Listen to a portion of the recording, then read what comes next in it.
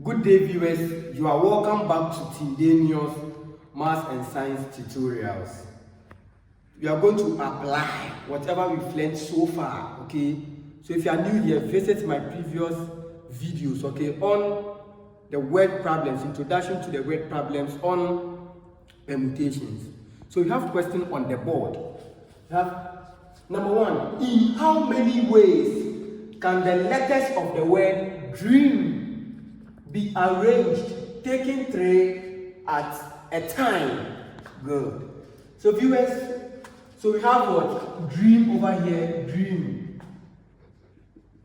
Okay, now, so far as permutation is concerned, we need to look out for the value of the n and the value of the r. So what we do is you count the total number of objects or items, in other words, the letters over here. So we have 1, 2, 3, 4, and what? And 5. So the total number of letters, okay, in this word is what? We have it to be 5.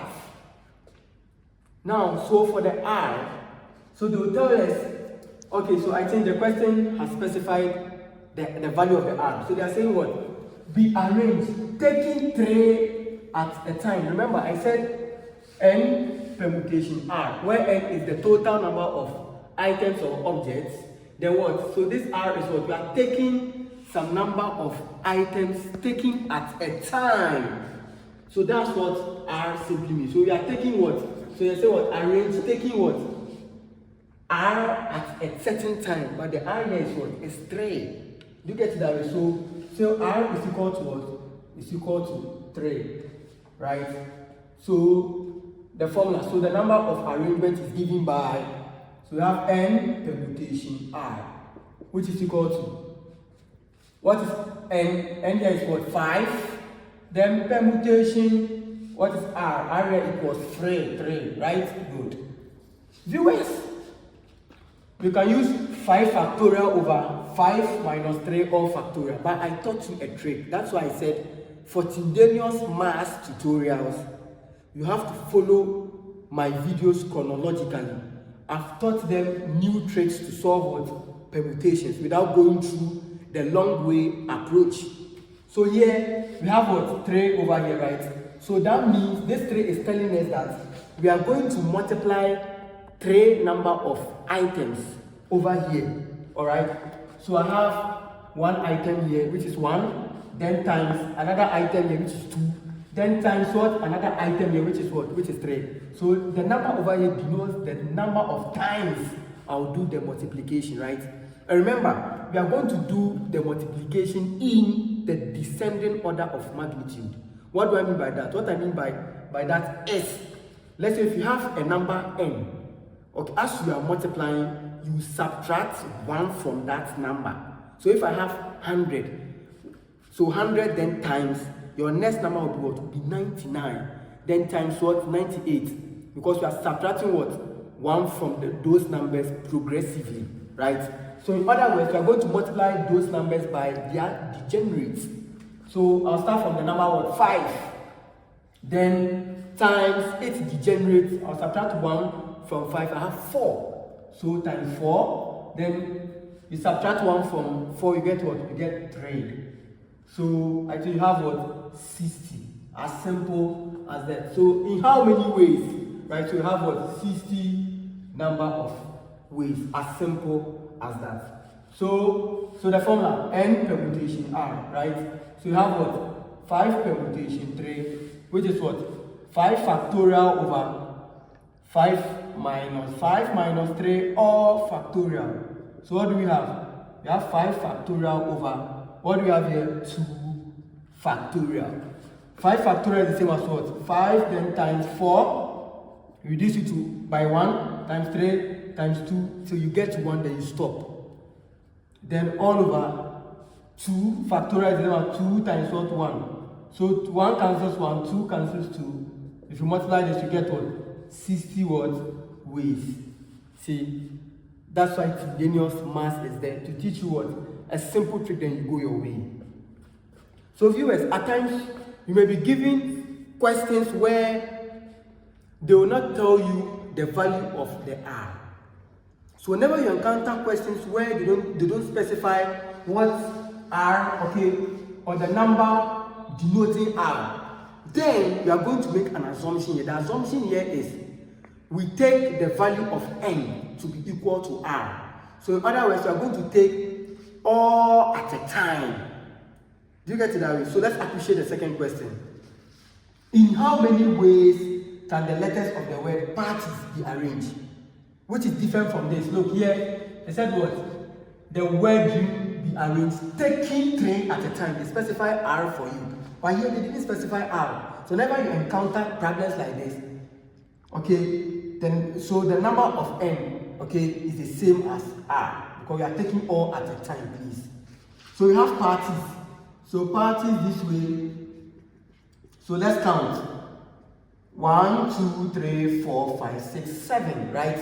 So we have n to equal to 7, taking at a time all the items.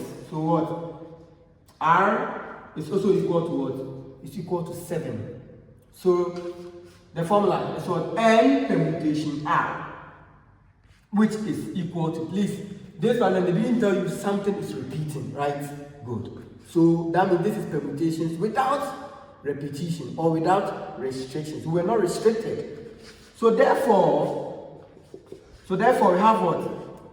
7, then permutation 7, which is equal to. So here, by the help of the calculator, so 7 permutation 7 is giving us, viewers, what do you have here? You have 7, right? So we are going to multiply 7 number of items. That's the trick, right? So I have 1, 2, 3, 4, 5, 6, 7, right?